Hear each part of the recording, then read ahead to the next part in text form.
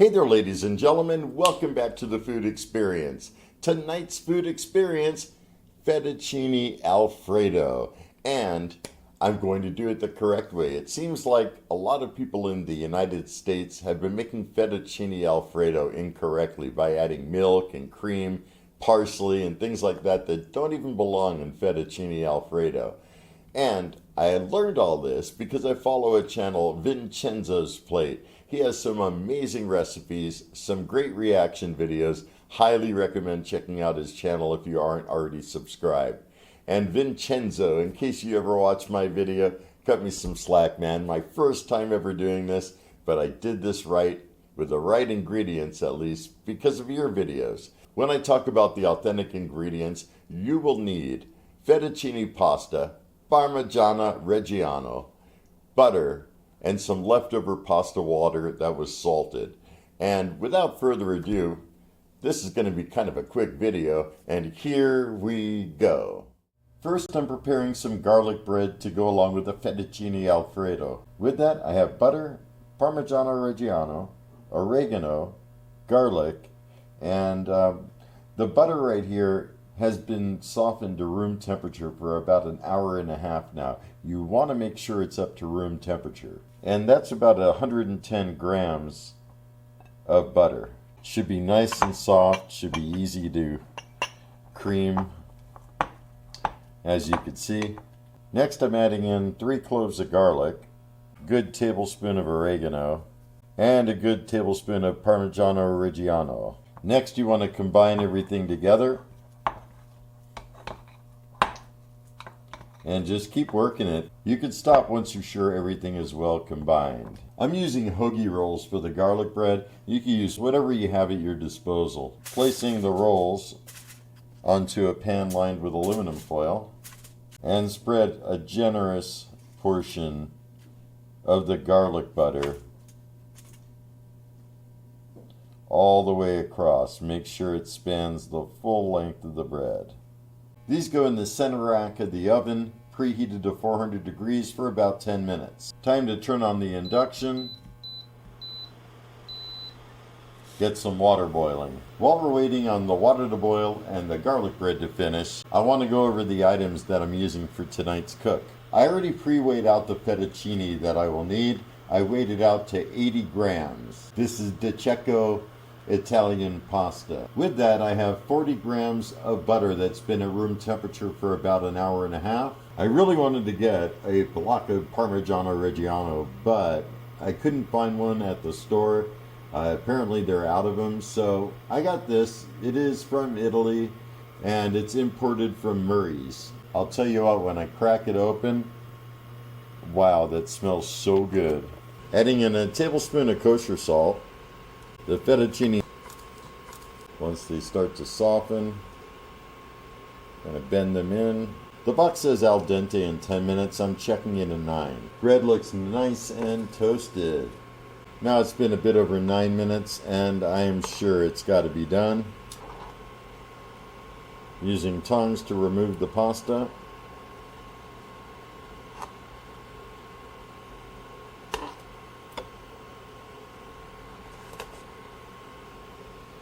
Turn down the cooktop. Gotta love induction. When you turn it down, immediately just takes action on it.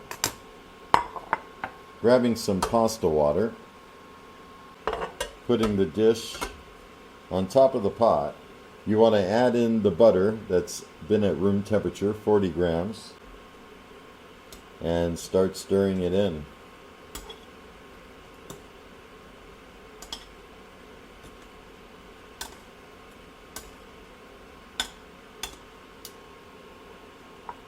Add in a little bit of pasta water.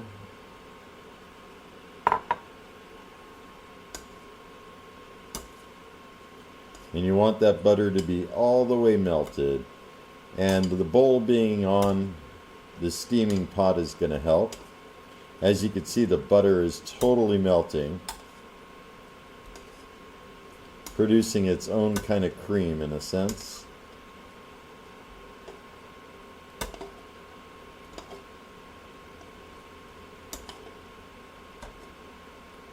Butter's all melted. Time to remove. Adding in Parmigiano Reggiano.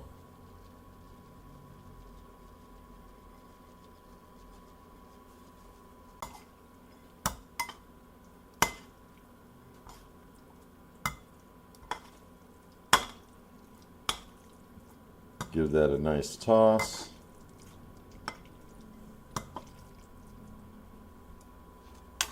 More cheese. Never have too much cheese, right? And once it starts to get dried out, a little more pasta water.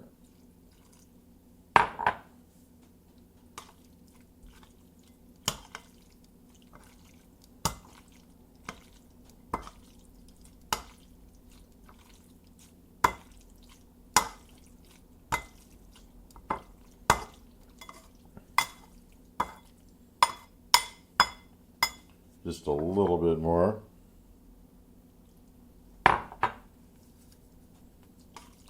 And this will help make a nice cream sauce.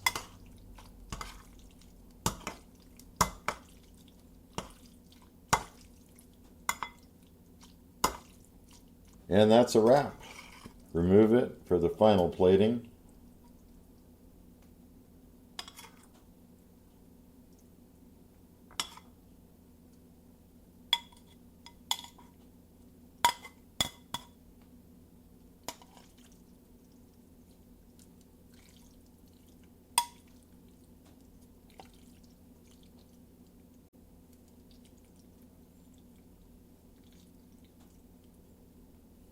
Give this a little bit of a wipe. Take a little bit of the cream, put it on top.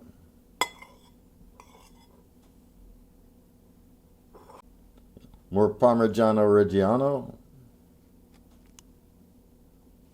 And that, my friends, is good to go. I'll see you back at the table. So, Dad, what do you think of it? Fantastic. Tastes good? Oh, yeah. Should be nice and cheesy. Good enough to eat. Should be nice and cheesy. Yes, it is. It's creamy without milk or cream. Yeah, yeah. The cream is the butter and the Parmigiano Reggiano. Parmigiano Reggiano. Yeah, you say it better than I do. See? There you go. The pasta should be al dente. It shouldn't be soggy. Is it No, good? no, perfect. It came out good? No, perfect. Okay, good, And good. the bread is good, too. Yeah, the bread, I got a lot of garlic on there. A lot. Oh, yeah. And it should be crunchy a little bit. This top part will be crunchier. Yeah. Yeah, yeah, yeah. It's okay. I like it like this. Oh, good, good. And you taste the oregano, or oregano? Oregano. Yeah. Do you taste it? Yeah, and the oregano also. Well, I'm glad you like it, Dad. Oh, yeah. All right. Welcome back, ladies and gentlemen. I'm here with the Fettuccine Alfredo and the garlic bread that I made. Time to dig in because this stuff gets cold quick, you know?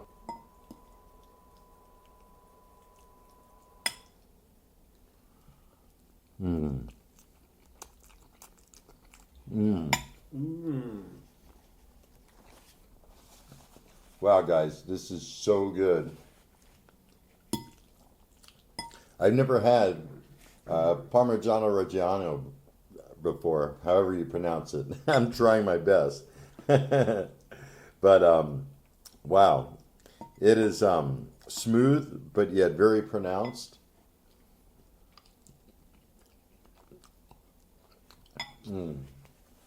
Also got some garlic bread.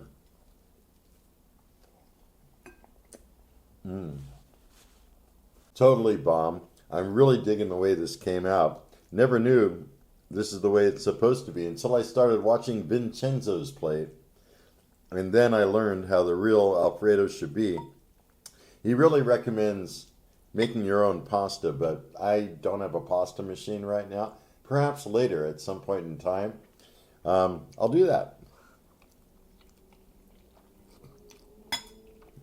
In fact, I'm going to try a few more recipes that I found on Vincenzo's plate.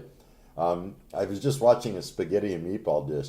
Do you know there's so many dishes that we do wrong in the United States? And Italians look at us and go, wow, those silly Americans, I tell you.